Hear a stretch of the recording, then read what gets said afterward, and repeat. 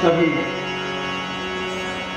कथा सत्संग प्रेमियों सबको बहुत बहुत साधुवाद, बहुत बहुत शुभाशीष व्यासपीठ से। हरि अनंत हरि कथा अनंता, कहीं सुनई कहो विधि सब सुनता। संसार में हम आप आए हैं और परमात्मा की कृपा से तीन चीज दुर्लभ है और वो सुलभ हो जाती है जो भगवान की कृपा होती है। तीन चीज दुर्लभ है। अरे मानव तन अनमोल रे, जीव चराचर जाचत जीव। संसार में हर जीव कामना करता है कि काश मैं मनुष्य होता। अनेक 84 लाख योनियों में भटकने के पश्चात ये मानव तन हमको मिला है और अब की नहीं बनाए तो फिर 184 योनि में गोता लगाना पड़ेगा, भटकना पड़ेगा। इसलिए अनमोल तन मिला हुआ है और इस अनमोल तन का फायदा उठाइए। और दूसरा अनमोल क्या है? संत समागम हरि कथा, संतों का सानिध्य और भगवान की कथा। ये तीन यदि जीवन में मिल गया, पहला तो मनुष्य तन और दूसरा संतों का संग और तीसरा भगवान की कथा, ये तीन मिल गया तो सब कुछ मिल गया। और जिसके जीवन में ये तीनों नहीं मिला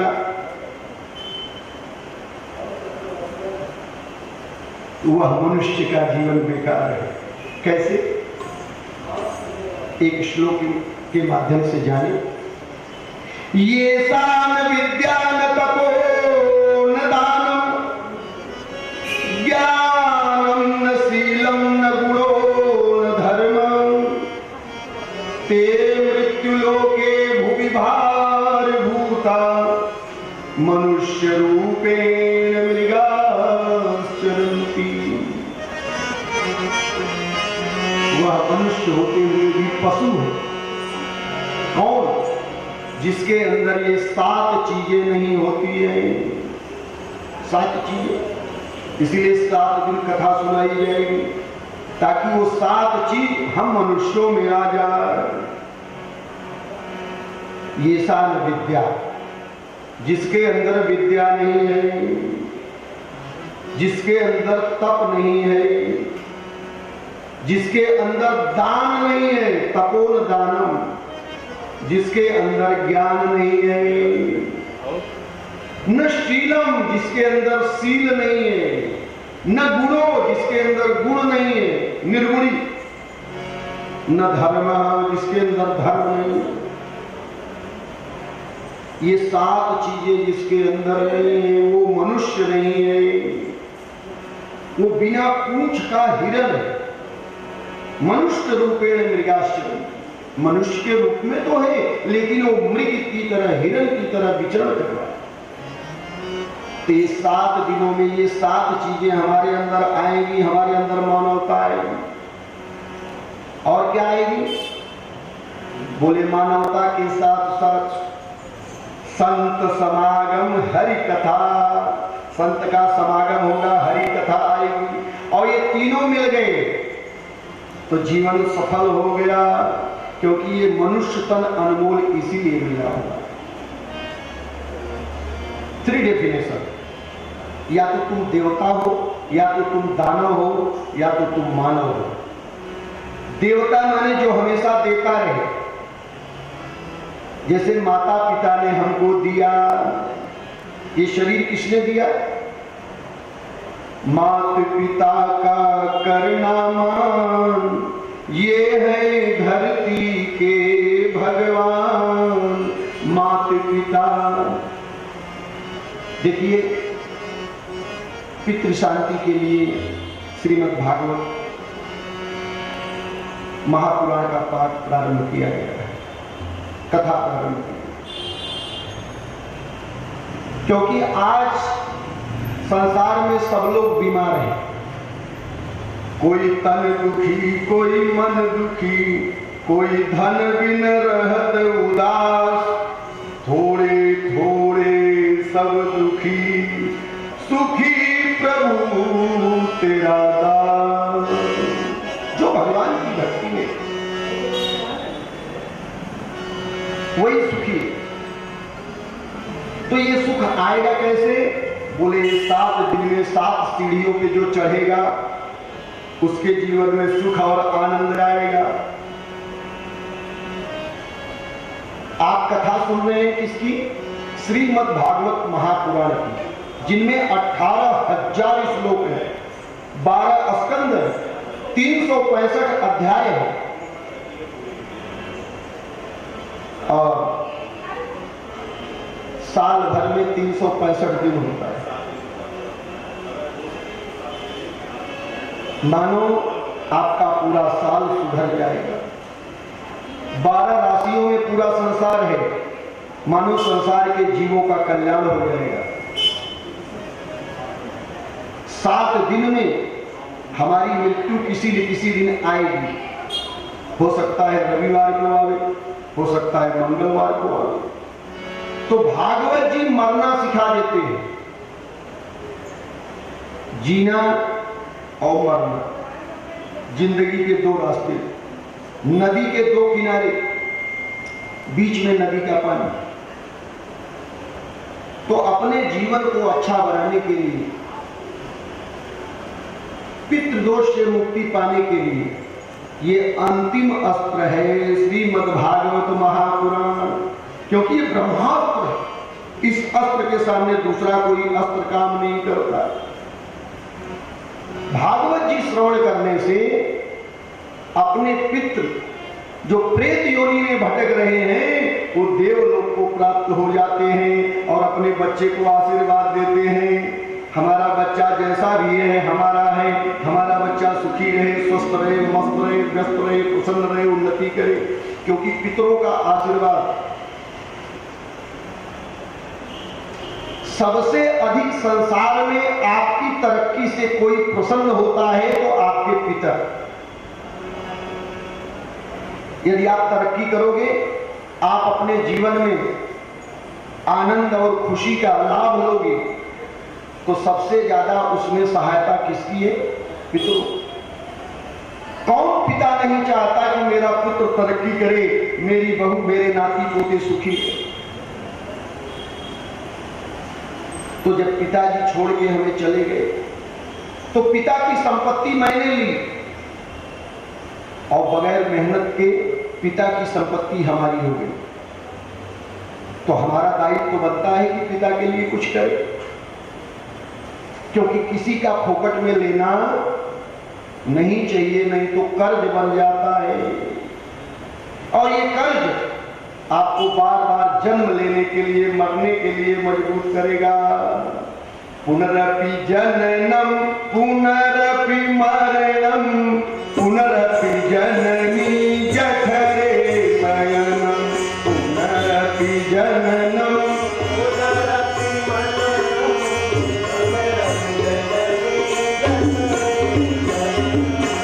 यही कर्ज आपको बार बार जन्म लेने पे मजबूर करेगा और बार बार दुख होगा। दुख क्या है? जन्मत मरत दुसह दुख होई, जन्मत मरत दुसह। जन्म लेते समय और मरते समय जो कष्ट होता है वो कष्ट जिंदगी में कभी आ नहीं सकता और जीते जी उसका अनुभव होता नहीं, क्योंकि बाल्यावस्था में कितना कष्ट हुआ पता नहीं चला और मरने के बाद, मरते समय जो कष्ट हुआ किसी को पता नहीं चला, बताने के लिए कोई रिटर्न नहीं आया, वापस नहीं आया। इसलिए सावधान। ये कष्ट से यदि मुक्ति पाना चाहते हो तो भागवत जी की शरण में आ जाओ।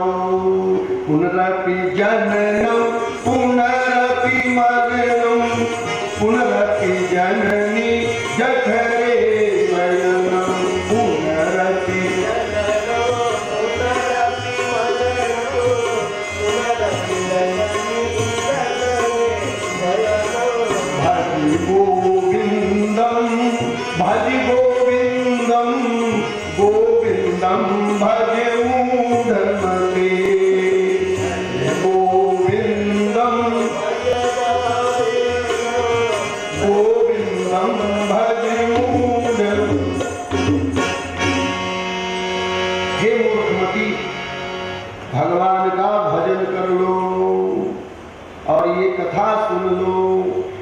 बार बार जन्म लेना पड़ेगा, मरना पड़ेगा, जन्म लेना पड़ेगा, मरना पड़ेगा।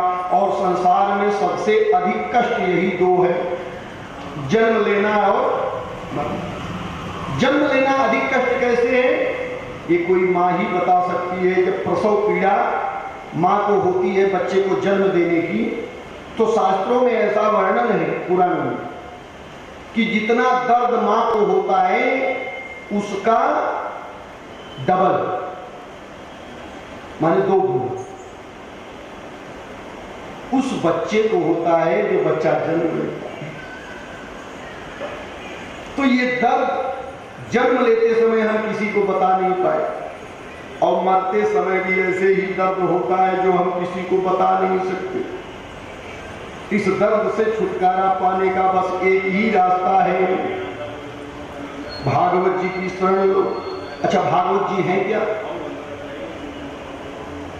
तो बोले भ माने भक्ति, और भ में आ की मात्रा लगी है, भाव। आत्मा आनंद, ग ज्ञान, व वैराग्य। भागवत जी में ज्ञान है, वैराग्य है, भक्ति है। और जिसके जीवन में भक्ति नहीं, ज्ञान नहीं, वैराग्य नहीं, उसका जीवन बेकार। फिर वो जन्म लेता रहेगा, मरता रहेगा, जन्म लेता रहेगा, मरता रहेगा, बार बार कष्टों को झेलता रहेगा, भोगता रहेगा। इस बार तो मनुष्य जन्म मिला है, अगली बार क्या बनेगा क्या भरोसा, क्या भरोसा है इस जिंदगी का, साथ देती नहीं है किसी का। क्या भरोसा है इस जिंदगी का, साथ देती नहीं है किसी का। क्या भरोसा है इस जिंदगी का, साथ देती नहीं है किसी का। क्या भरोसा है इस जिंदगी का, साथ देती नहीं है किसी का। क्या भरोसा है इस जिंदगी का, साथ देती नहीं है किसी का। क्या भरोसा है इस जिंदगी का।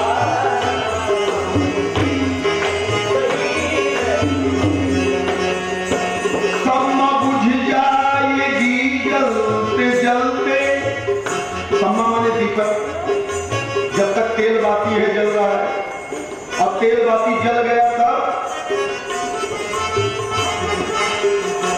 सम्मा बुझ जाएगी जलते जलते, श्वास रुक जाएगी चलते चलते। सम्मा बुझ जाएगी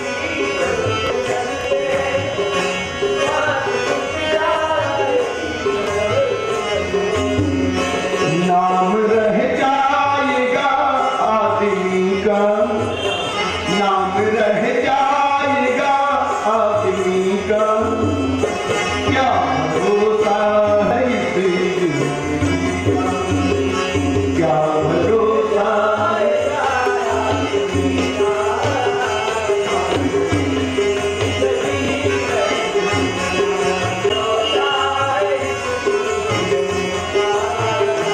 साथ देती नहीं है किसी का, साथ देती नहीं है किसी का, साथ देती नहीं है किसी का। जिंदगी का कोई भरोसा। आजकल साइलेंट अटैक आया है, साइलेंट अटैक। आदमी ऐसे बैठा है, श्वास एक दूसरे से क्रॉस करेगी, प्राणवायु, अपान वायु, ज्ञान वायु, उदान वायु, समान वायु एक दूसरे में ऐसे फंस जाएंगी और श्वास रुक जाएगी, धड़कन तेज होगी, श्वास रुक जाएगी। आदमी 2 मिनट नहीं लगेगा, एक पल भगवान के पास है। लोग कहते हैं फला व्यक्ति का स्वर्गवास हो गया, तुम गारंटी लेके बैठे हो, जस्टिस हो, न्यायाधीश हो, स्वर्ग ही गया, नरक नहीं जाएगा। लेकिन सब लोग पत्री में क्या लिखते हैं, फला व्यक्ति का स्वर्गवास, सब स्वर्ग गया, सब स्वर्ग गया। नरक में जा रहे हैं, स्वर्ग में कब जाएंगे, जब बच्चे उनके भागवत जी सुनेंगे। भागवत श्रवण करने से पितरों को मुक्ति मिलती है। भागवत महात्मा की कथा। प्रथम भागवत जी की महिमा का वर्णन करते हैं सौनकादि 88,000 ऋषि ज्ञान यज्ञ कर रहे हैं नैमिषारण्य तीर्थ क्षेत्र में। नैमिषे सुतमासीन, नैमिषारण्य तीर्थ क्षेत्र में सूत जी विराजमान। अभिवाद्य महामति सौनकादि 88,000 ऋषियों ने चरणारविंद में वंदन करके अपना मनोरथ रखा कि घोर कलयुग आ रहा और ये 28वां कलयुग है। इसके पीछे 27 कलयुग आगे गया, ये 28 28वां कलयुग। तो ये जो कलयुग आ रहा है इसमें सब असुर प्रवृत्ति के हो जाएंगे। मानेंगे नहीं शास्त्र की रीति और करेंगे अनीति, डरेंगे न जी को।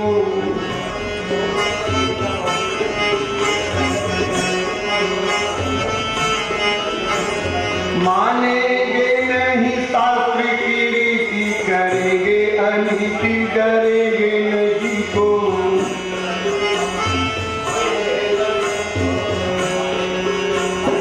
मानेंगे नहीं शास्त्र की रीति, करेंगे अनीति, डरेंगे न जी को।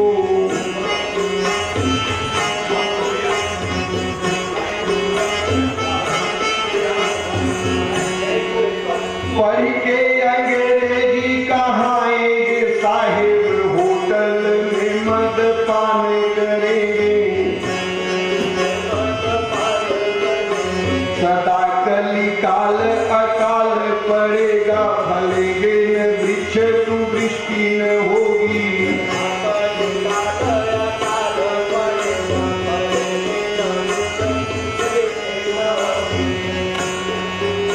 सदा कली काल अकाल पड़ेगा, फलेंगे न वृक्ष वृष्टि न होगी। नशा की दशा में फंसेंगे सभी न, वृद्ध युवा सब होंगे रोगी।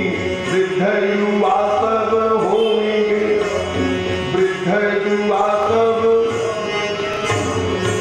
ये कलयुग का असर।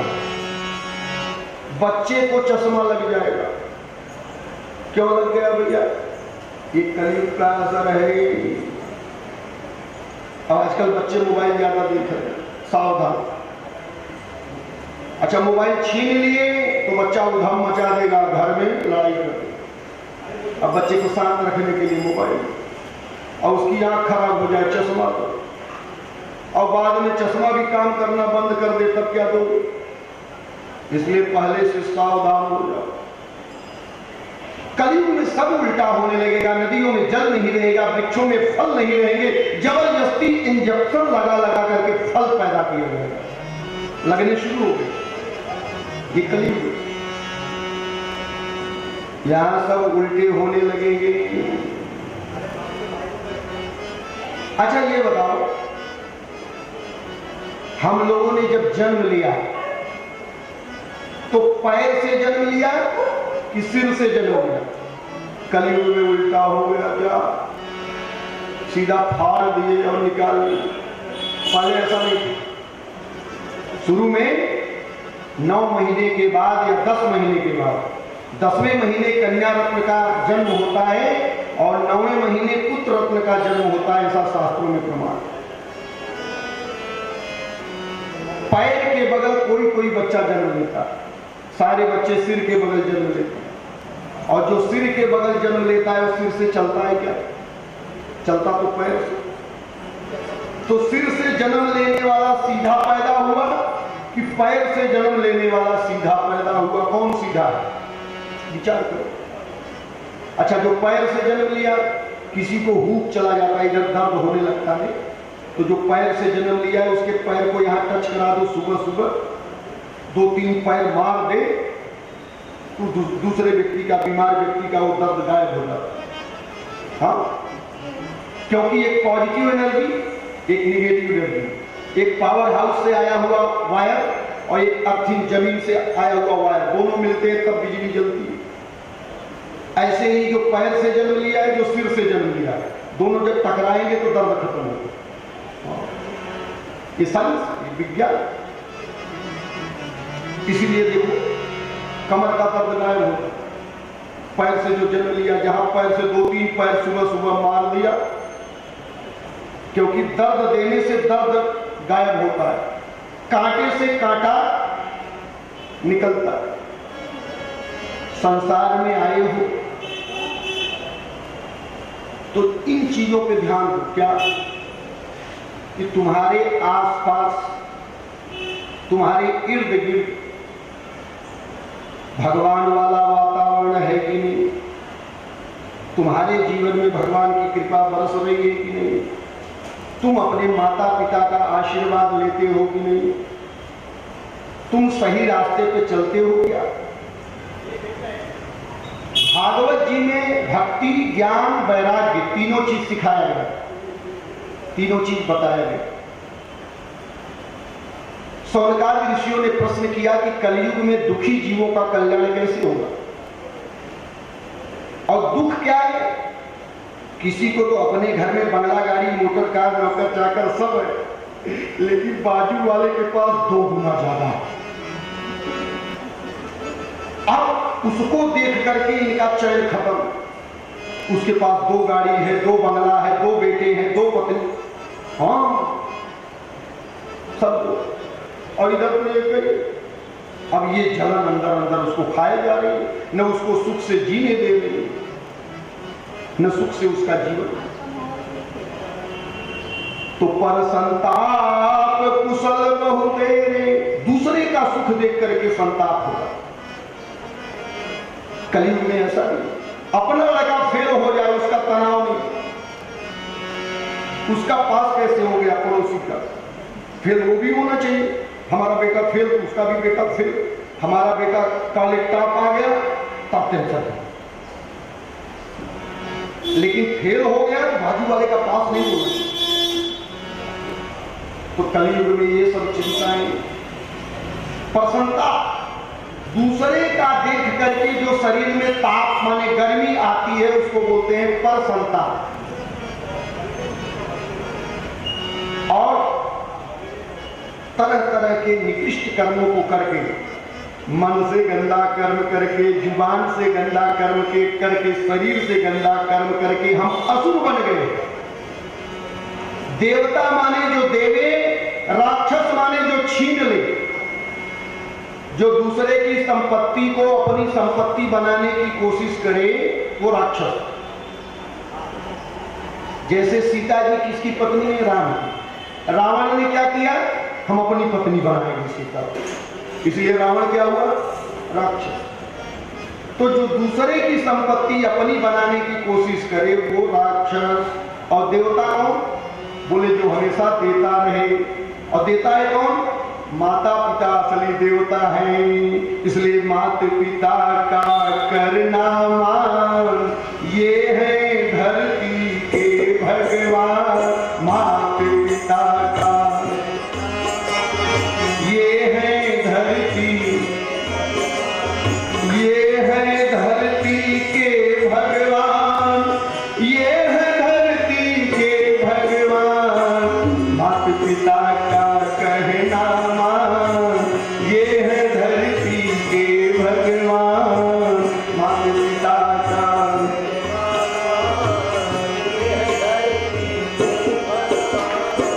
इस भगवान की पूजा नहीं किए तो मंदिर में कितना भी घंटी बजाओ, दिया बत्ती जलाओ, काम बनने वाला। इसलिए पहला भगवान कौन है? माता पिता। तुम्हारे व्यवहार से तुम्हारी माँ खुश है, तुम्हारे व्यवहार से तुम्हारा पिता खुश है, तो समझो तुम्हारे अंदर देव तत्व है। और यदि तुम्हारे व्यवहार से तुम्हारे माता पिता नाराज हैं तो समझ लेना कि तुम्हारे अंदर राक्षस तत्व आ गया, देव तत्व नहीं। क्योंकि देवता माने देना। माता पिता को यदि अच्छा नहीं दे सकते हो तो आंसू क्यों दे रहे हो? यही देव तत्व राक्षस तत्व है। तो अपने शरीर के अंदर के राक्षस को मारना है और देवताओं को मजबूत करना है। अच्छा, देवता मजबूत कैसे होंगे? जब देवताओं की वस्तु घर में रखोगे तब। तो घर में रखो क्या? अरे अपने अंगनवा में तुलसी लगाऊ तू, अपने अंगनवा में, अपने अंगनवा में तुलसी लगाऊ तू, अपने अंगनवा में सुनो जून दियना जलऊ तू, सुनो जून दियना जलऊ तू, कभऊ तू नर के न पड़ तू, सुनो जून दियना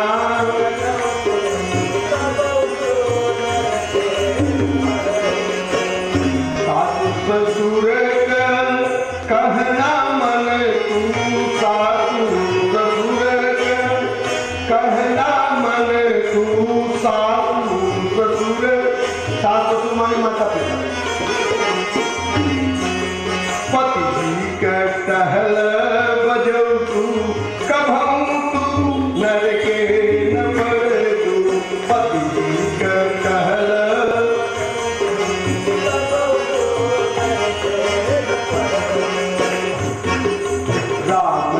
भजन तेवई कर तू, श्याम कर भजन तेवई कर तू, कभऊ तू नर के न पड़ तू, श्याम कर भजन।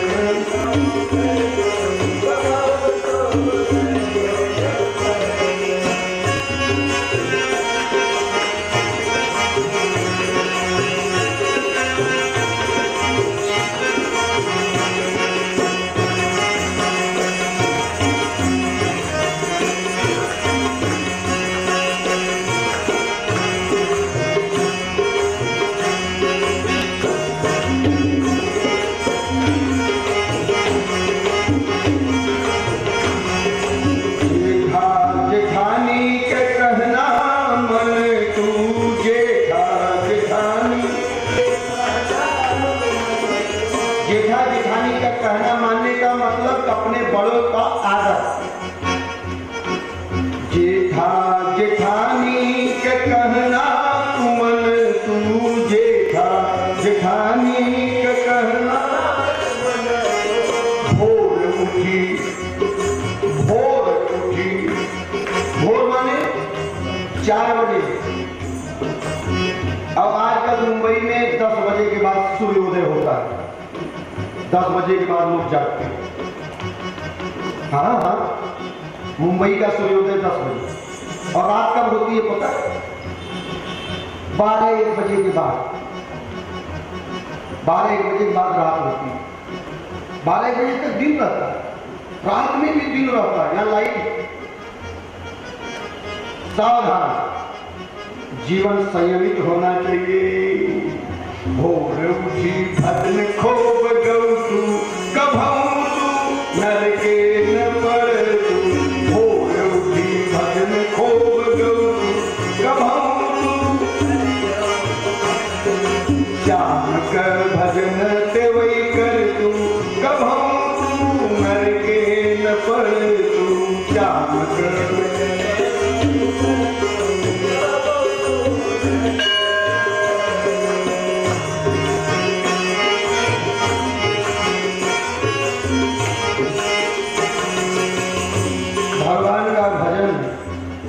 सुबह सुबह जिसके घर में होता है उसके घर में लोग बीमार कम पड़ते हैं।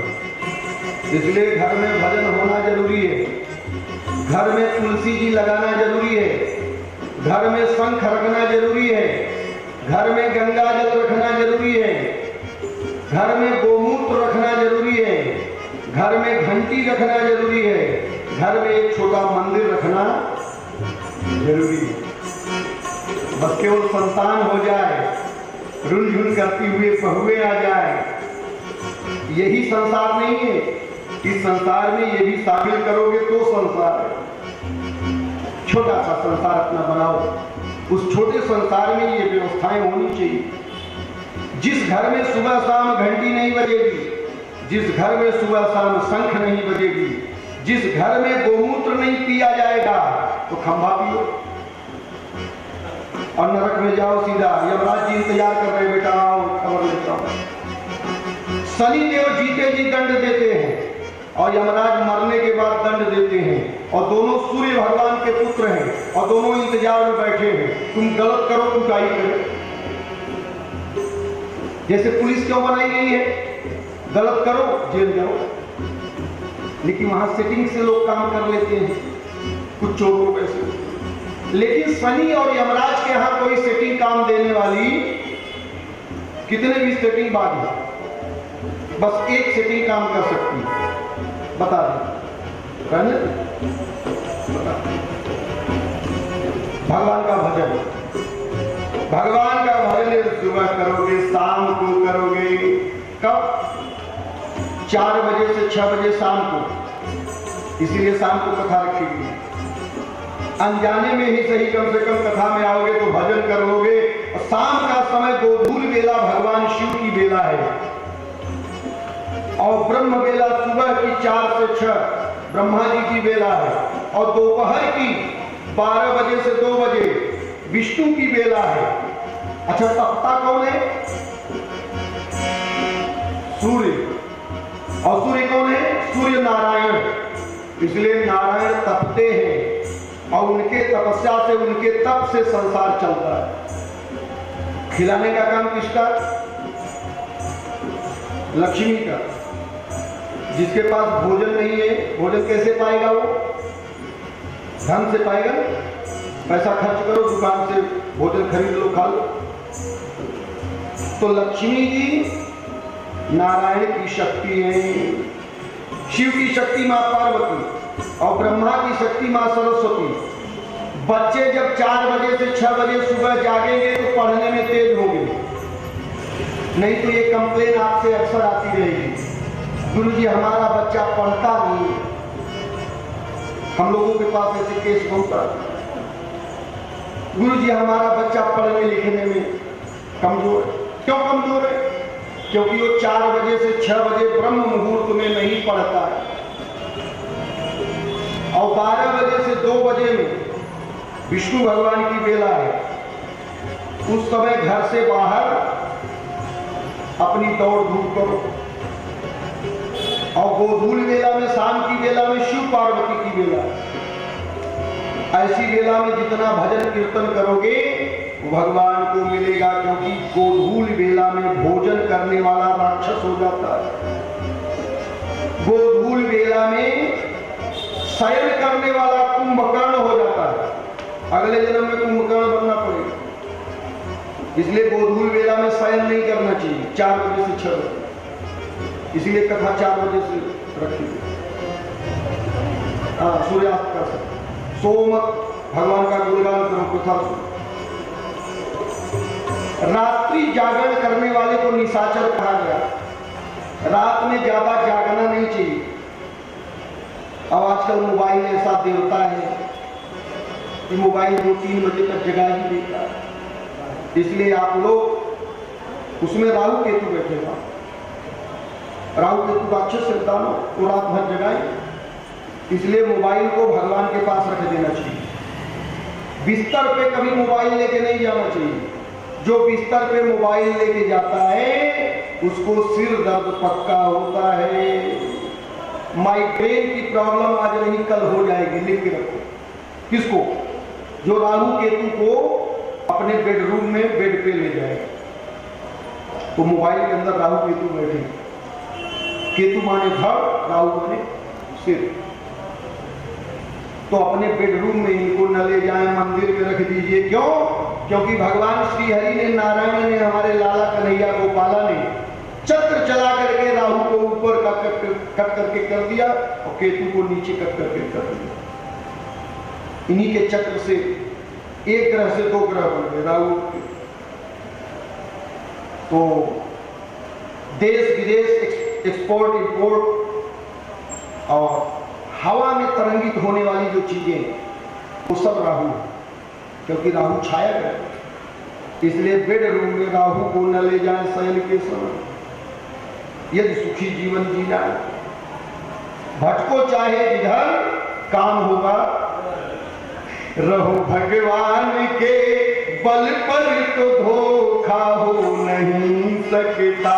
रहो भगवान पर तो धोखा हो नहीं सकता।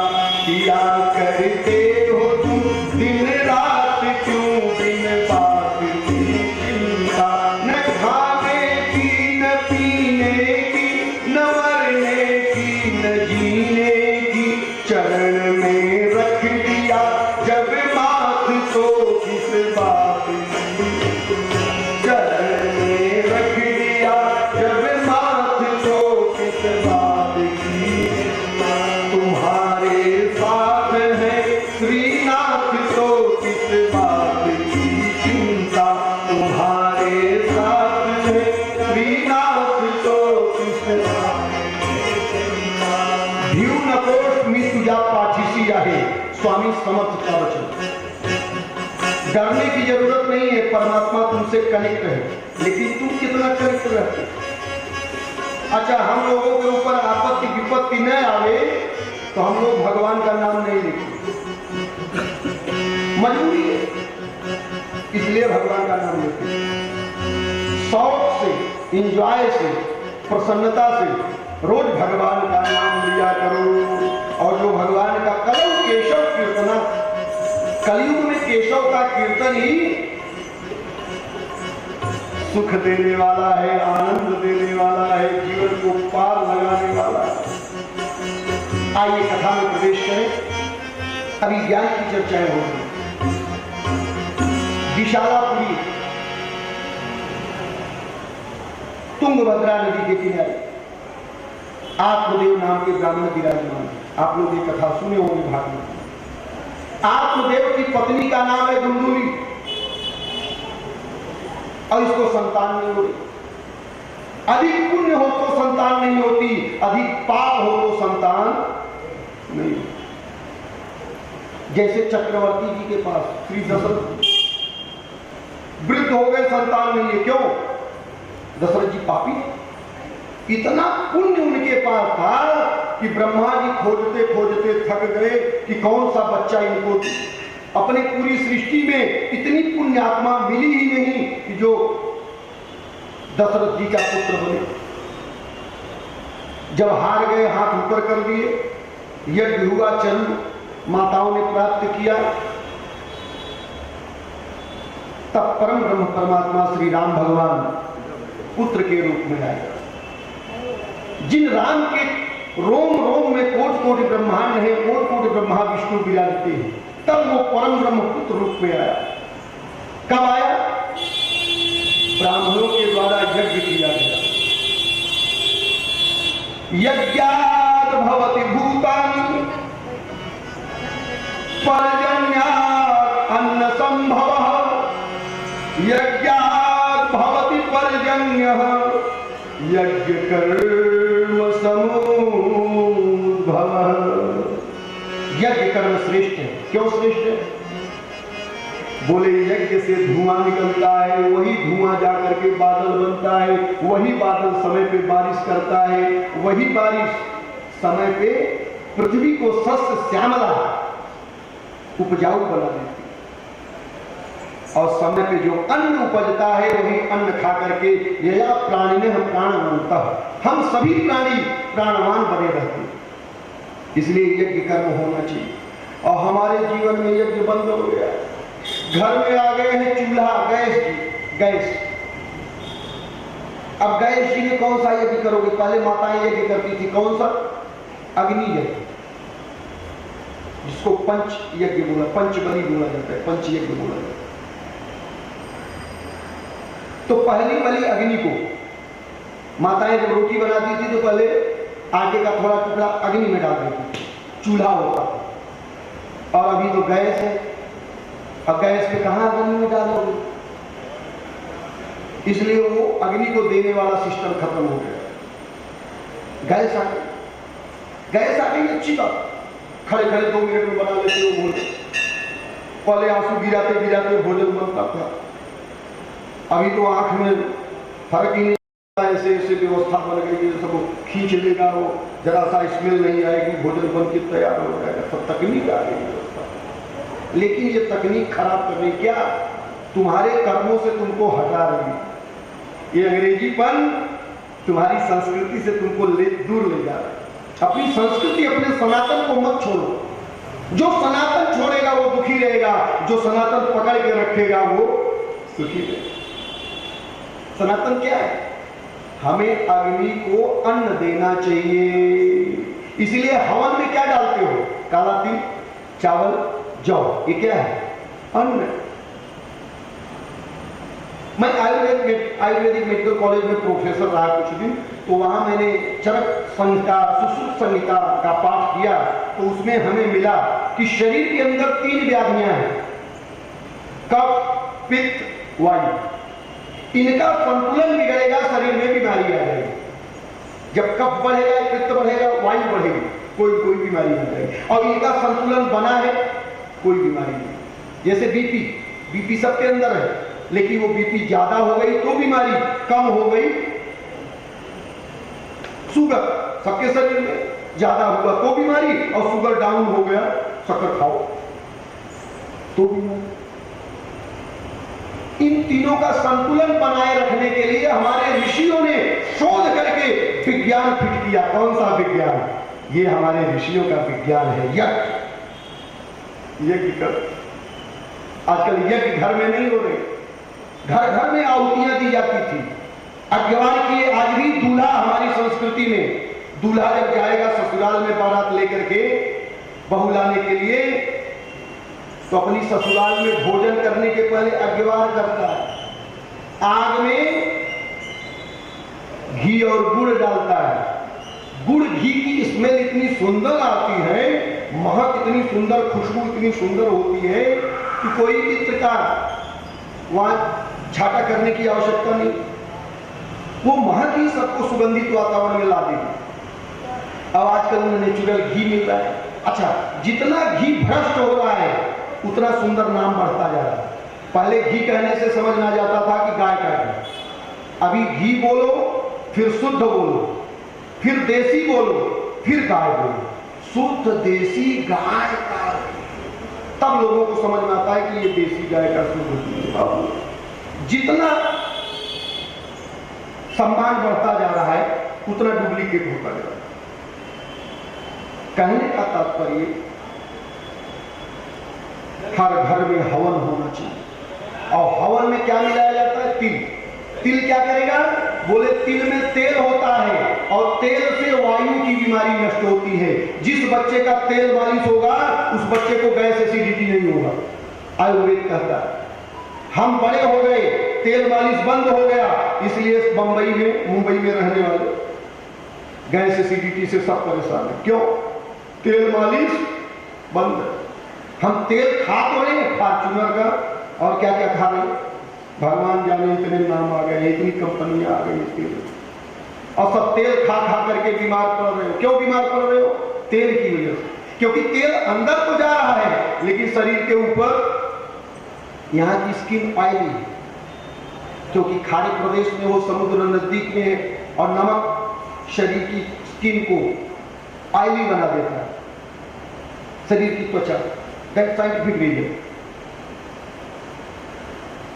तो शरीर में तेल की मात्रा वायु को नष्ट करती है, इसलिए तिल का हवन होता है। दूसरा, शरीर में कफ की मात्रा का बैलेंस बना रहे, इसलिए गुड़ का हवन होता है। उसमें गुड़ मिलाते हैं, मीठा, इसलिए गुड़ खाना चाहिए। गुड़ खाने से कफ वाली बीमारी नष्ट होती है। जिसके शरीर में कफ ज्यादा हो, सोते समय एक गुड़ की डलिया मुख में रख करके सो जाओ। लेकिन नशा लेकर के सोएंगे सोते समय, डाइजेशन और बढ़िया बने, डॉक्टर को 2 पैसा पड़ेगा। सावधान, सोते समय गुड़ की डलिया मुख में रखो, कफ से रिलेटेड प्रॉब्लम समस्या समाप्त। इसीलिए हवन में गुड़ डाला जाता है। तीसरा, घी की आहुति हवन में की जाती है। घी क्या है? बोले घी पित्त को नष्ट कर देता है। आपके शरीर में पित्त है तो पित्त की बीमारी से चक्कर आता है, इसलिए घी पीना चाहिए और घी नाभि में भी लगाना चाहिए। एक बार नाभि में, हाँ, नाभि में अमृत कुंड था किसके? रावण के। ऐसी कथा आप लोगों ने सुनी हो। फिर रामचंद्र जी ने उसके नाभि कुंड में, अमृत कुंड में बाण मार दिया और सोख लिया, फिर रावण को। माने ये नाभि से ही हमारा निर्माण हुआ है, इसलिए नाभि में अमृत जरूर लगाना चाहिए। अमृत क्या है? शहद। अमृत क्या है? पंचामृत।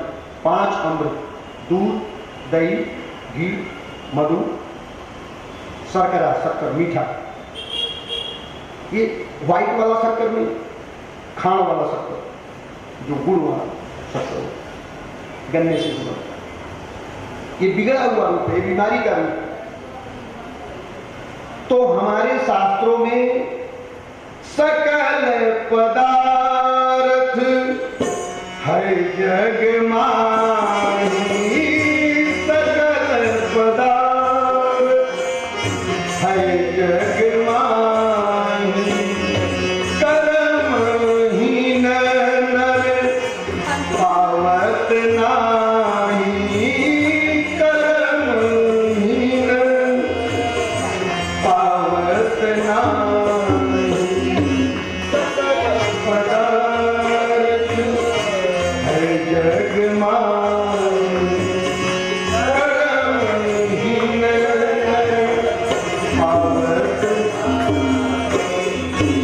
संसार में सब कुछ है, परमात्मा ने सारी व्यवस्था बना रखी है। अब तुम्हारे कर्मों पे है।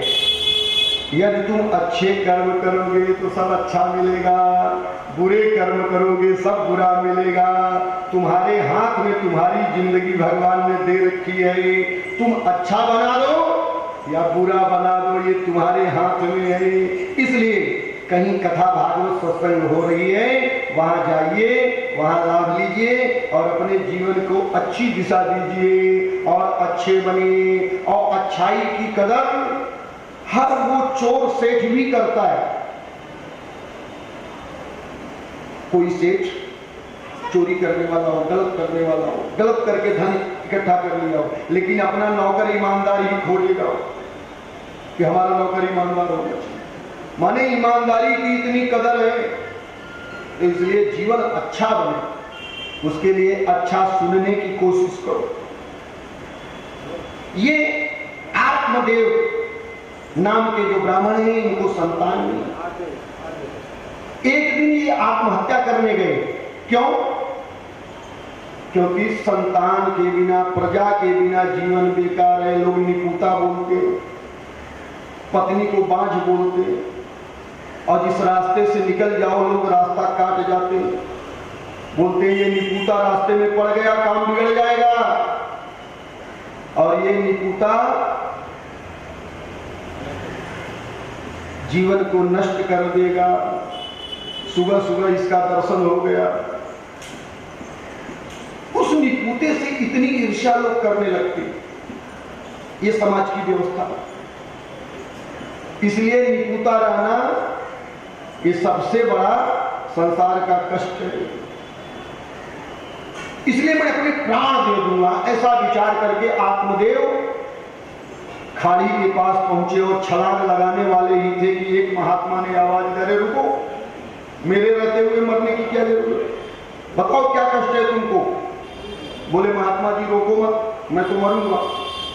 बोले नहीं, रुक जाओ, देखो मैं बहुत पहुंचा हुआ महात्मा हूं, तुम्हारा कोई भी काम बना सकता हूं, मुझे बताओ तो सही क्या कष्ट है तुमको, क्यों मरना चाहते हो, क्यों छलांग लगा रहे हो खाड़ी में।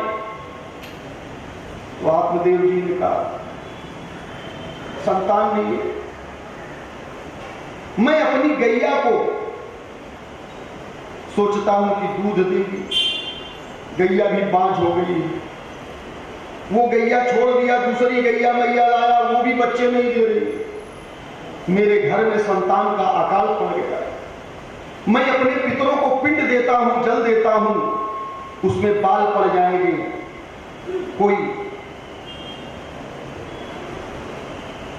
कोई भी कार्य व्यवस्थित नहीं होता है,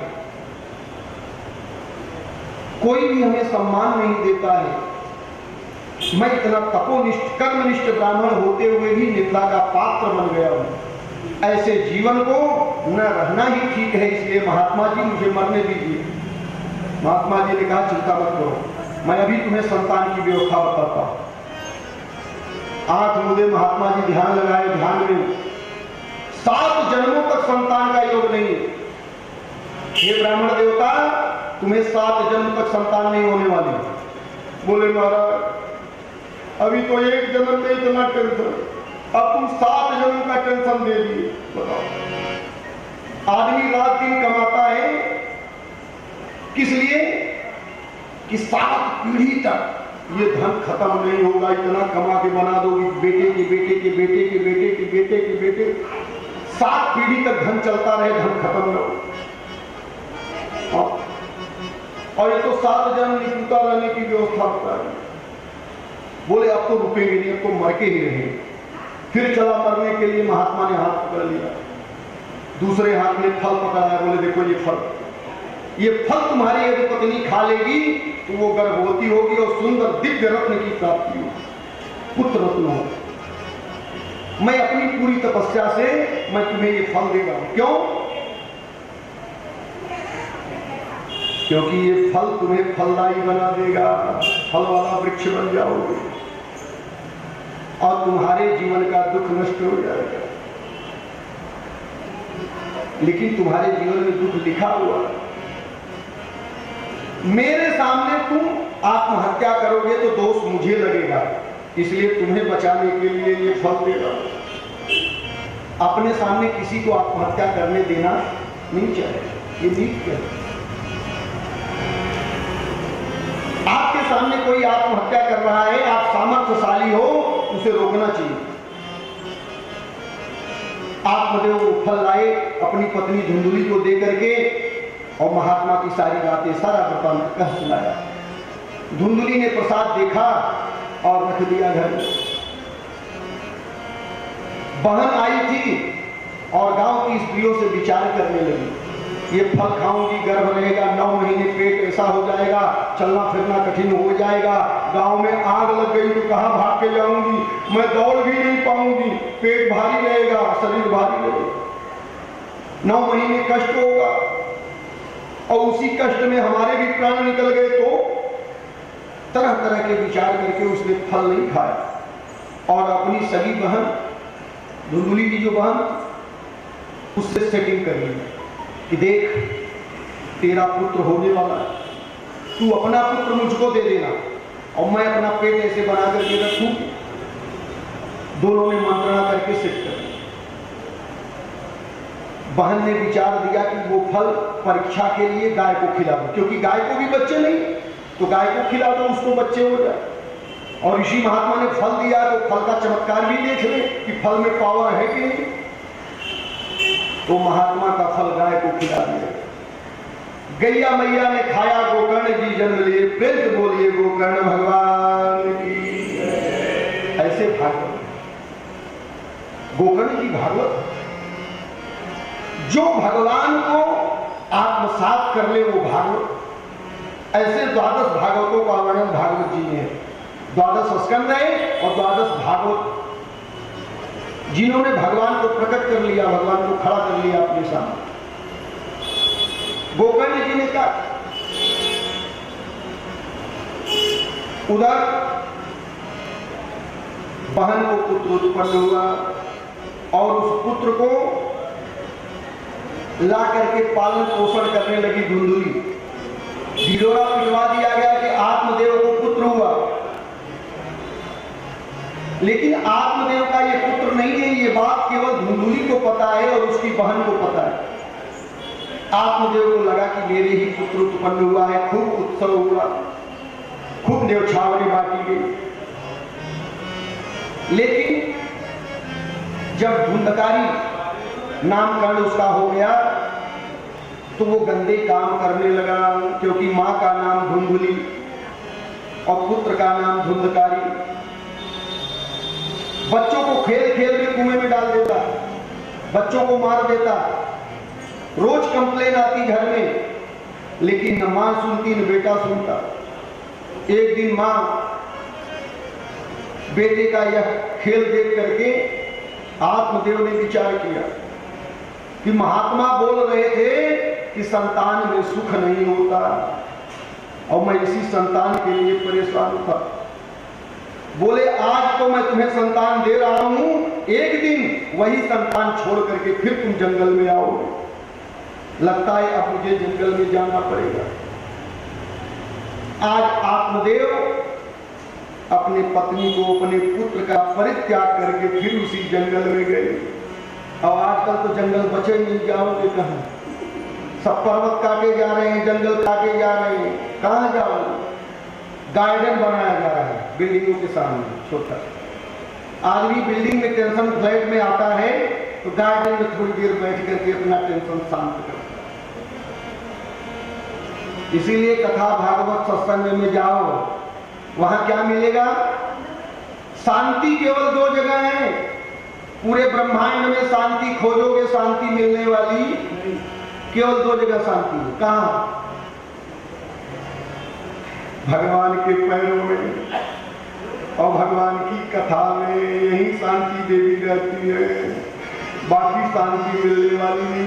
गुरु जी मेरे पास सब कुछ है, बस शांति। कितने लोग ऐसे मिलते हैं, सब कुछ है, शांति। अरे शांति मिलेगी क्या? भागवत जी में आओ, कथा में आओ, सत्संग में आओ, भगवान की कथा में आओ, भगवान के चरणों की सेवा में आओ, मंदिर में आओ, मंदिर में दर्शन करो, चरणों का दर्शन करो। आजकल हम डायरेक्ट भगवान की छवि निहारने लगते हैं। भगवान के पहले पैरों के देखने की कोशिश करनी चाहिए, फिर भगवान के मुखारविंद का दर्शन करना चाहिए। तो आज आत्मदेव जंगल में चले गए तप करने के लिए, शांति की खोज में, कि घर में पत्नी अलग, धन नहीं लाते हो, धन नहीं लाते हो, बेटा अलग, धन का दुरुपयोग करता है। हम कितने परिश्रम से धन कमाते हैं, मेरी पत्नी, मेरा पुत्र सब धन का दुरुपयोग करके मुझे कष्ट देते हैं, इसलिए मैं जंगल में रहूंगा। आत्मदेव जंगल में जाकर के तप करने लगे, अपने शरीर को तपाने लगे। एक दिन गोकर्ण भी बड़े भाई धुंधकारी की यह दशा देख करके, मां की यह दशा देख करके तीर्थाटन पे निकल गए, तीर्थ यात्रा करने।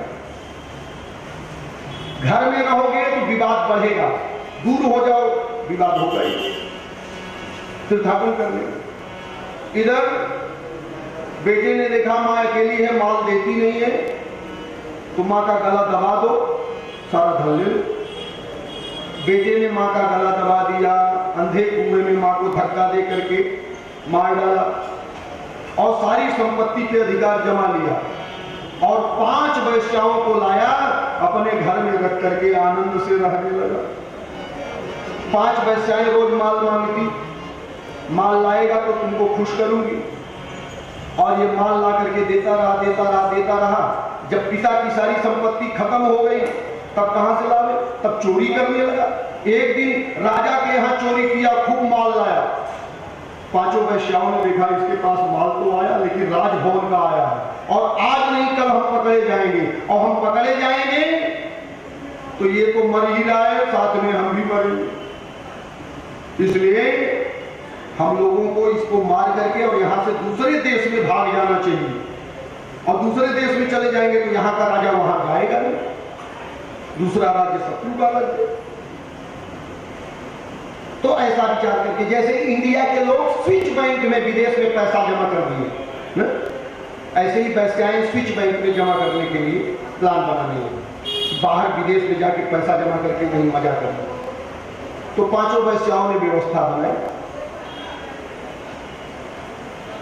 चारपाई की उसको कस करके बांध दिया और उसके मुख में अंगारक आग का दहकता हुआ लुआ था लकड़ी का, वो मुंह में डालकर, क्योंकि पापी के प्राण जल्दी नहीं निकलते।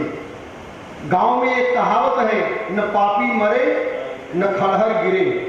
जो आधा मकान गिरा होता है वो जल्दी नहीं गिरता। और इधर उसके प्राण नहीं निकल रहे हैं तो आग मुंह में डाल डाल करके उन लोगों ने जलाया, उसको मार डाला और वो भयंकर प्रेत बन गया, क्योंकि उसके प्रेत वाले संस्कार हुए। इसीलिए 13वीं की जाती है, 10 गात्र किया जाता है। ये सब सारी व्यवस्था हुई नहीं। वैश्याओं ने उसको आंगन में गड्ढा खोद करके उस खड्डे के अंदर उसको डाल करके ऊपर मिट्टी डाल करके लेपन कर दिया, पता ही नहीं चले कि यहां मार के दफना दिया। वैश्याएं धन संपत्ति लेके चंपत हो। गोकर्ण को खबर मिली कि तुम्हारा भाई मर गया। पहले पिताजी मर गए जंगल में तप करते हुए, और इधर भाई भी मर गए। गया में पिंडदान किए कि हमारे भाई को सदगति मिले। तीर्थों में जाकर के पिंडादी क्रिया करके, पैतृक क्रिया करके अपने भाई की मुक्ति के लिए फिर जब गोकर्ण गांव में लौटे अपने घर पर, तो रात्रि में शयन करते हैं तो भयंकर प्रेत दिखाई दे रहा है। कभी हाथी बन रहा है, कभी भैंसा बन रहा है, तरह तरह के रूप धारण कर रहा है। गोकर्ण जी परेशान, भाई कौन हो तुम, मुझे सोने क्यों नहीं दे रहे? गायत्री मंत्र को अभिमंत्रित करके हाथ में जल लिए, और जो ही उस छाया पर जल का छाटा पड़ा, प्रेत के रूप में उसका भाई धुंधकारी उसके सामने खड़ा हो गया। हाथ जोड़ करके बोला, हे गोकर्ण मेरे छोटे भाई, मैंने जीवन में तुम्हें दुखी दुख दिया है। किस जुबान से मैं तुमसे अपनी सहायता मांगू? लेकिन हो सके तो मेरे छोटे भैया मुझे इस प्रेत योनि में से निकाल दो, क्योंकि यहाँ न खाने के लिए मिलता है, न पीने के लिए मिलता है, न जीने के लिए मिलता है, और तमाम यातनाएं भोगनी पड़ती है, बहुत कष्ट भोगना पड़ता है। मुझे इस प्रेत योनि से बचाओ। मैं इसीलिए तुम्हें भयंकर रूप दिखा रहा हूं कि तुम ही मेरा कल्याण कर सकते हो। वो प्रेत भूत बन करके उसको परेशान कर रहा। गोकर्ण ने कहा, चिंता मत करो, सुबह होते ही मैं तुम्हारे लिए व्यवस्था करता हूं। सुबह हुई, ब्रह्म मुहूर्त में संध्या वंदन करके गोकर्ण ने ऋषि महात्माओं सन्यासियों से प्रश्न किया कि कौन सा ऐसा उपाय है कि इसको करने से हमारा भाई जो प्रेत योनि में गया है वो मुक्त हो जाए। कोई उपाय नहीं बताया। गोकर्ण जी के समझ में आया, अंतिम उपाय बताने वाले जगत चक्षु स्वयं प्रकाश भगवान सूर्य नारायण बताएंगे। संध्या वंदन करके भगवान सूर्य की गति को रोक दिए और सूर्य भगवान सामने प्रकट हो गए। प्रेम से बोलिए सूर्य नारायण भगवान की। परमात्मा श्री सूर्य नारायण प्रकट हुए और उन्होंने ये बात बताई कि भागवत सप्ताह यदि अपने भाई के लिए करोगे तो प्रेत योनि से वो मुक्त हो जाएगा, और उसका कल्याण होगा तो तुम्हारा भी कल्याण हो जाएगा। इसीलिए लोग कहावत में कहते हैं, जो भाग्यवान व्यक्ति होता है उसका खेत भूत जोतता है, माने भूत प्रसन्न हो जाते हैं। और भूत रहते कहाँ है? बोले भूत गणादि सेवितम, गणेश जी के पास भूत रहते हैं। और गणेश जी कहाँ रहते हैं? बोले गौरी के पास रहते हैं। गौरी कहाँ रहती है? बोले शिव के पास रहते हैं। इसलिए शिव जी कौन है? भूतनाथ है, भूत गणादि सेवितम। तो भगवान भूत से मुक्ति दे देते हैं। कौन? श्रीमद् भागवत जी। इसलिए हम लोगों ने भागवत जी का इस ब्रह्मास्त्र का आश्रय लिया है। 7 दिन जो इस आश्रय में रहेगा, इनकी छांव में रहेगा, उसके सभी मनोरथ सिद्ध हो जाएंगे। उसके जीवन का पाप ताप संताप नष्ट हो जाएगा और उसके पितर स्वर्ग चले जाएंगे। ये है भागवत जी। इसलिए 7 दिन तक अपने भी सुनिए, अपने इष्ट मित्रों को भी सुनाइए, बंधु बांधवों को भी बताइए, और अधिक से अधिक मात्रा में उपस्थित होकर के देखो। पूजा करते हो तो 100% फायदा, और किसी से पूजा करवाते हो अपना धन देकर 90% फायदा, 10% उसका हो जाता है जो करता है। यदि आप तीर्थ में जा रहे हो, वैष्णो देवी दर्शन करने जा रहे हो, मुंबा देवी, जीवदानी, बाबुलनाथ, कहीं दर्शन करने जा रहे हो, आप जाओ ठीक है, आप गए तो 100 वाला आपको मिलेगा, लेकिन जितने लोगों को लेके जाओगे उनका 90% आपका होगा। इसलिए अच्छा आदमी अच्छा कार्य में लोगों को जोड़ता है, और बुरा आदमी आज शाम को मिलना, हाँ हाँ हमारी तरफ से, अब अच्छा 1-2 बार अपनी तरफ से कराएगा, बाद में तुमको करना पड़ेगा। एक बार जो फंसाना है, फंस गए तो आप आते भी राम बोलो, जाते भी श्याम बोलो। इसलिए सावधान, भटको चाहे जिधर काम होगा। आत्मदेव भगवान के लोक को चले गए। आत्मदेव कौन है? हम सभी आत्मदेव हैं। अपने को आत्मदेव की जगह खड़ा करके देखो। हम भी अपनी संतान के लिए, अपने पत्नी के लिए, अपने समाज के लिए, अपने बच्चे के लिए, दुनियादारी के लिए 24 घंटे परेशान हैं। लेकिन आत्मदेव को अंतिम में ज्ञान हो गया, जंगल में जाके तप किया। हम लोग अंतिम अवस्था में आ रहे हैं, 60, 70, 80 साल के जो हो गए हैं, अपना घर छोड़ने के लिए तैयार, उम्मीद लगा के बैठे हैं कि हमारा बेटा, हमारी बहू, नाती पोते हमारी सेवा नहीं करेंगे, कूपेंगे। अब छोड़ दो माया मोह, अब भगवान की भक्ति में आ जाओ। कल्पवास करो प्रयाग जी में जाकर के, मथुरा वृंदावन में जाकर के आश्रम बने हुए, वहां जाकर के भगवान की भक्ति करो। नहीं तो हम भी आश्रम बना रहे हैं, नारायण सेवा संस्था, हमारे पुत्र का नाम नारायण, वहां वृंदावन में बन रहा। तो आप आइए, वहां भजन करिए, घर द्वार छोड़िए। जितने लोग 70-80 साल वाले हैं, हाँ 70-80 साल के बाद घर रहने की जरूरत नहीं है। बच्चों में, परिवार में, माया मोह में फंसने की जरूरत नहीं है। आपको संवार लो, इतना जीवन बहुत दे दिया बच्चों के लिए, समाज के लिए, दुनिया के लिए। अंतिम समय संवार लेना चाहिए, जैसे बाली ने अंतिम समय संवार लिया। पूरे जीवन भर भाई से बैर करके रखा सुग्रीव से, लेकिन अंतिम समय राम मिले और राम को अपने पुत्र को दे दिया ताकि पुत्र का कल्याण हो जाए। मेरा कल्याण तो हो ही रहा है, इसलिए अपना कल्याण करो, अपने बच्चों का भी कल्याण करो। बच्चों का कल्याण क्या है? बोले बच्चा हमेशा परेशान है, ये बुढ़ा रोज नया नया आइडिया देता है, रोज इधर लगाता है, उधर लगाता है, रोज परेशान करता है। बुढ़ा घर में नहीं रहता, बहू भी सुख से रहती, मैं भी सुख से रहता। बच्चे ऐसे बोलते, आज का समय ऐसा, ये मेरे कानों सुने शब्द, बुढ़े और बुद्धि से लोग ऐसे परेशान होते हैं। इसलिए बच्चा आपको मार के निकाले, उसके पहले तुम खुद तैयार रहो, मैं तीर्थ में रहूंगा। दूसरा, जैसे आत्मदेव चले गए कि आत्मदेव जी की खड़े होकर के आपने तप करके अपने जीवन को संवार लेना, क्योंकि अंत्यमति सागती, मरते समय एक बार भी भगवान का नाम आ गया तो भगवान की गति मिल जाएगी। गति शब्द के 3 अर्थ हैं, गति गमन, गति प्राप्ति, गति मोक्ष। कोई चीज पा गए, गति हो गई, चल रहे हो, गति है चलना, और मोक्ष मुक्ति को प्राप्त कर लेना भी गति है। फलाने की गति हो गई, मोक्ष।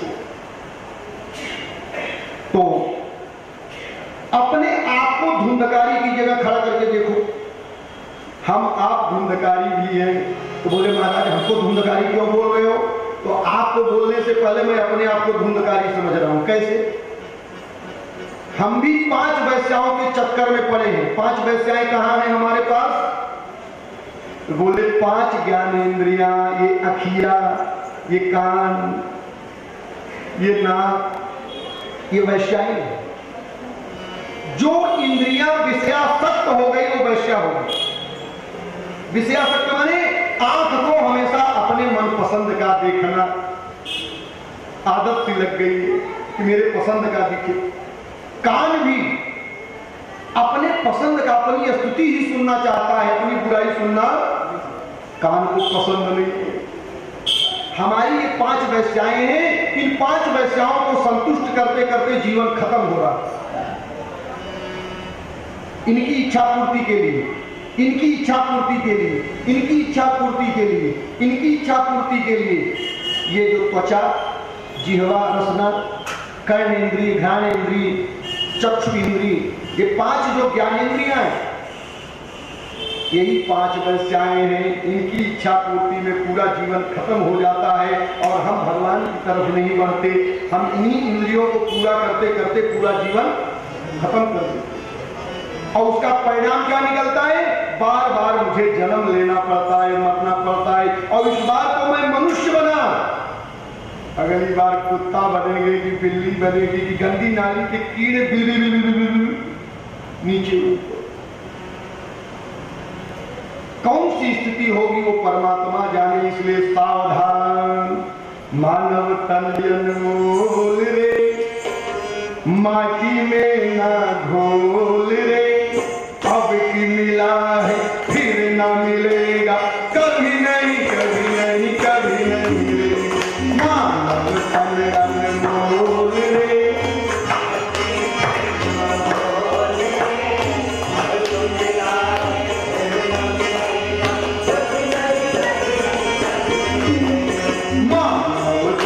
अनमोल रे, माटी में ना घोल रे, अब की मिला है फिर ना मिले, कभी नहीं कभी नहीं कभी नहीं।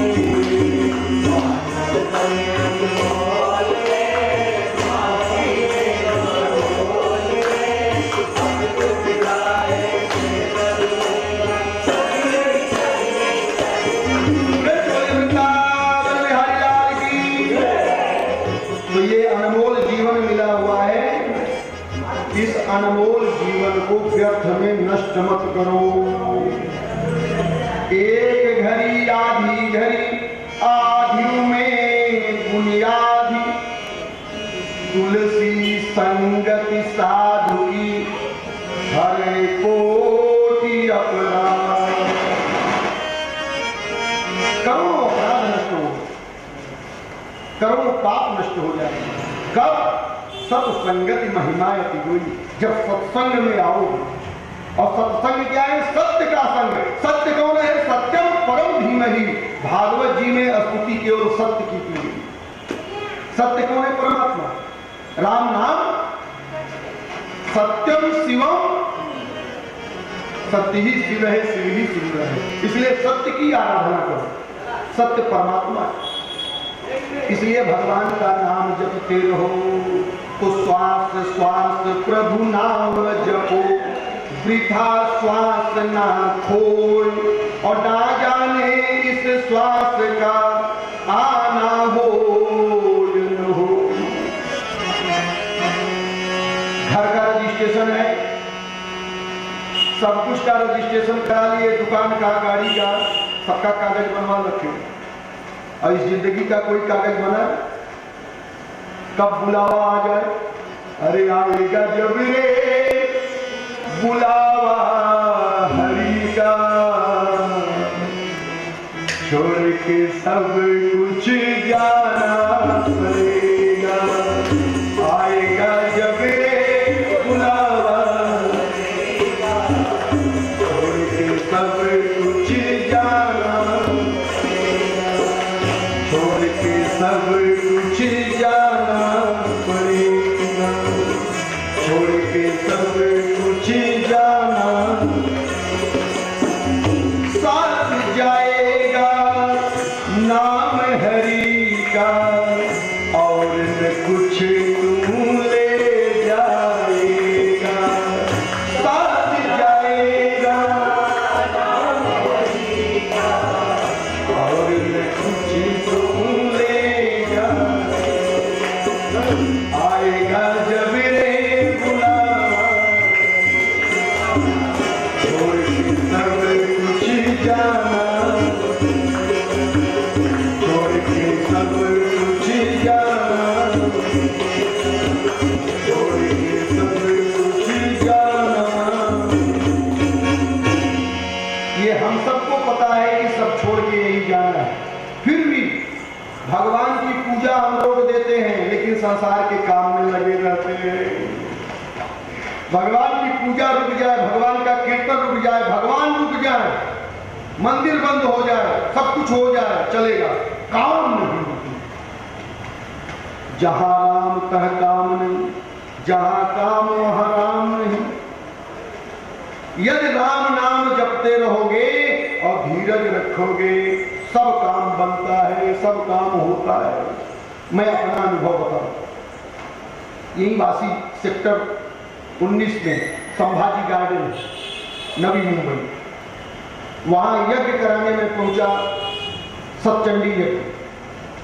प्रयाग से सच्चा आश्रम से विद्यार्थी आए हुए थे। सतचंडी यज्ञ में मुझे आचार्य बनाया गया, यज्ञाचार्य, और दक्षिणा मिली 500 रुपये 9 दिन में, नवरात्रि में। कितना मिला? 500 रुपये।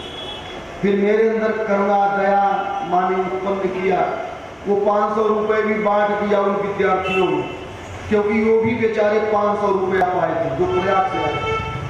अब वो अपना किराया भाड़ा लगाएंगे, बस उतना पैसा उनके पास था।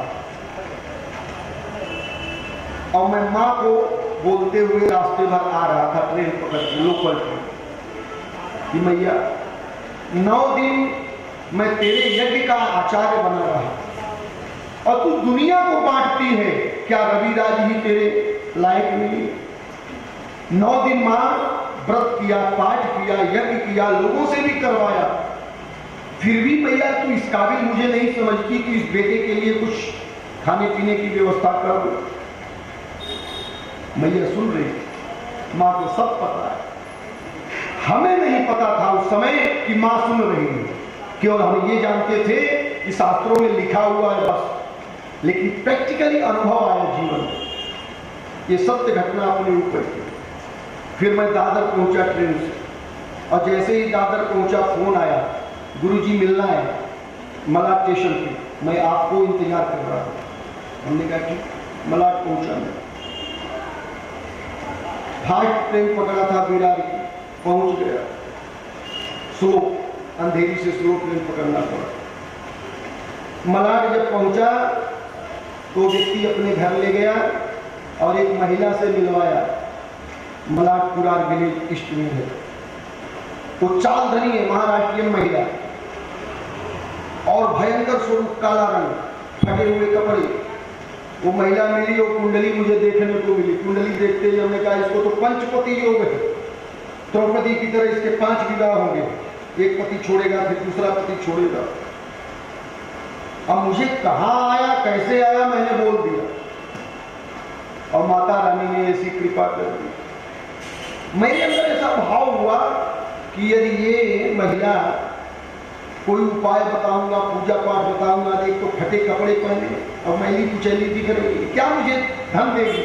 एक तो 9 दिन मेहनत किया, वहां कुछ नहीं मिला, दूसरे ये भी परेशान करने के लिए मिल गए। हमने कहा देख 1.5 लाख रुपया लगेगा, तब आगे कोई बात बनेगी, तब मैं बात करूंगा, 1.5 लाख मुझे दिलवाओ, ऐसे रुपए की बात मैंने करी।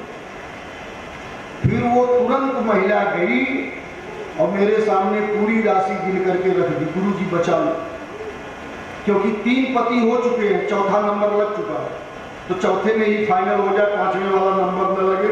मैं तंग आ गई हूँ पूरी जिंदगी से, चाल धनी है वहां महिला। फिर तब से अभी पुत्र भी हो गया, उसको खबर मिली मुझे, संतान भी हो गई है, चौथा पति अच्छे से रख रहा है उसको, नहीं तो जिससे भी शादी करती वो पियर कर निकल जाता। और केवल माँ और बेटी दोनों हैं, चाल की मालकिन है वहां पूरा दिन। तो ये सत्य घटना। तो मुझे 1.5 लाख रुपए तुरंत मिल गए कैश। फिर हमने कहा ये कोई साधारण लड़की नहीं है, ये काली मैया है। मैं पूरे रास्ते भर रोते रोते विराट गया कि धन्य हो मां, तुम इतनी दयालु, इतनी कृपालु, 1.5 लाख तुरंत जेब गया। और रास्ते भर कोशिश करते हैं, यदि तुमको ईश्वर नहीं दे रहा है तो निराश मत होना, तुम्हारे लिए ऐसी व्यवस्था बना रहा है, तुम इतनी सी सोच रखते हो, तुम्हें इतना देने की तैयारी में लगा। फिर मैंने यज्ञ कराया, उसके लिए पूजा कराया, पूजा में 50,000 खर्च हुए, लेकिन 1 लाख बच गए, क्योंकि मैं फेंक दिया था ऐसे ही। 1.5 लाख लगेगा ताकि ये मेरे पीछे न पड़े। तो कहने का तात्पर्य कि परमात्मा बहुत दयालु है, बहुत कृपालु है। तुम्हें भरोसा बस एक बार आ जाएगा, और जब से भरोसा आया तब से मैं दीवाना हूं, पागल हूं, कथाएं बोल रहा हूं। फिर वो यज्ञ वाला काम कम होता है और कथाओं वाला काम ज्यादा होता है, क्योंकि भरोसा बढ़ गया। उसको जो देना है वो दे के रखेगा। तुम कुछ करो चाहे मत करो, बस एक काम करो, आराम की तलब है तो एक काम कर, आराम की शरण में और राम राम कर। भगवान के शरण में आ जाओ और भगवान का नाम जपते रहो, धरे रहो मन धीर, बिगड़ा काम सवारेंगे सीतापति रघुवीर। सब बिगड़े काम बन जाएंगे। अच्छा, यदि जीवन में सुखी रहना चाहते हो तो ये गीत ध्यान में रखना। जिसके मुख में राम नाम बंद है उसे हर घड़ी आनंद ही आनंद है। जिसके मुख में राम नाम बंद है उसे हर घड़ी आनंद ही, जिससे हर घड़ी आनंद ही आनंद है, उसे हर घड़ी आनंद ही आनंद है। जिसके मुख में श्याम नाम बंद है उसे हर घड़ी आनंद ही आनंद है।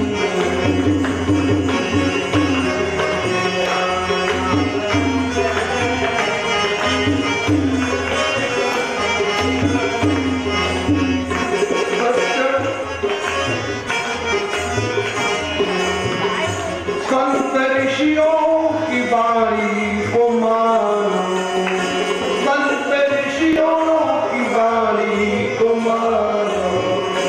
सत्य क्या है इसे तुम जानो, सत्य क्या है इसे तुम जानो।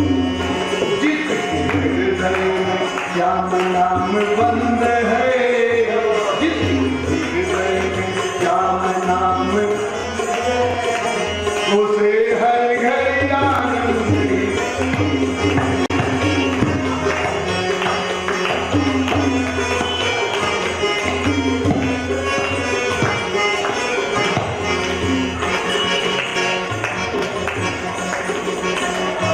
जिसके मुख में श्याम नाम बंद है उसे हर घड़ी आनंद ही आनंद है।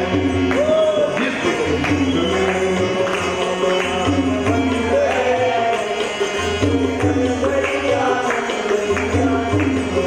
वृंदावन बिहारी लाल की।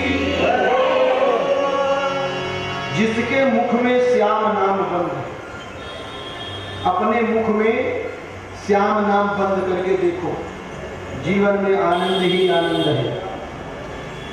मेरे जीवन में आ रहा है, इसलिए आपके जीवन में आए इसलिए बता रहा हूं। देखो, आत्मदेव का कल्याण हो गया। गोकर्ण में 7 दिन भागवत सप्ताह जब सुनाया, आसमान से विमान आया और उस विमान पर जो प्रेत बना हुआ धुंधकारी था वो विष्णु भगवान का रूप पा गया। चतुर्भुज रूप में भगवान श्रीहरि के रूप में विमान पर बैठा और बोलता है क्या, धन्या भागवती वार्ता प्रेत पीड़ा विनाशिनी। प्रेत पीड़ा का विनाश करने वाली यह भागवती वार्ता धन्य है, अर्थात भागवत जी धन्य है जिनसे मुझे प्रेत योनि से मुक्ति मिल गई। ये अंतिम अस्त्र है, ब्रह्मास्त्र है। इस ब्रह्मास्त्र को चलाया किसने? ब्राह्मण ने चलाया। कौन ब्राह्मण? तो बोले व्यास जी के पुत्र परीक्षित है। व्यास जी के पुत्र सुखदेव है। सुखदेव ने राजा परीक्षित को अभिमन्यु के पुत्र को सुनाया। अभिमन्यु कौन? जो अर्जुन के पुत्र है। अर्जुन कौन? जो पांडव के पुत्र हैं, राजा पांडु। कहने का तात्पर्य है ये ब्रह्मास्त्र घर में भूत प्रेत दोष को नष्ट कर देता है। इसलिए इस ब्रह्मास्त्र का आश्रय जो लेता है ये अंतिम अस्त्र है। कितना भी गया में पिंड कर लो, कितना भी तीर्थ कर लो, कितना भी पूजा पाठ कर लो, कितना भी पिंडदान करवा, बगैर भागवत के मुक्ति मिलने वाली पितरों को। इसलिए भागवत जी का 18,000 श्लोक का पाठ होना चाहिए और ये कथा श्रवण करनी चाहिए। सौनकादि ऋषियों ने कहा कि और किसने ये कथा सुनी, महात्मा बताई। सूत जी कहते हैं सौनकादि ऋषियों एक बार देवर्षि नारद घूमते घूमते पहुंच गए क्वचिन क्वचिन महाराष्ट्रे गुर्जरे जीर्णताम कथा। अपनी वीणा में, देवदत्त नाम की वीणा में श्रीमन्नारायण की धुन बजाते हुए आए।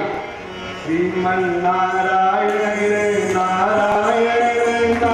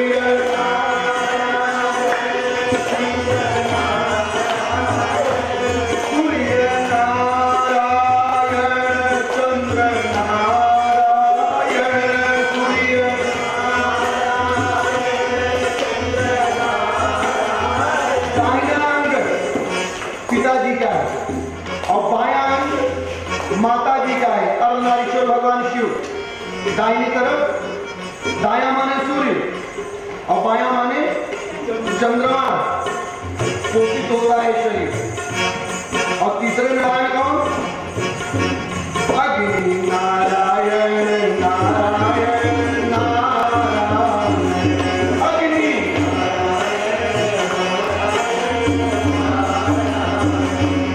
अग्नि नारायण नारायण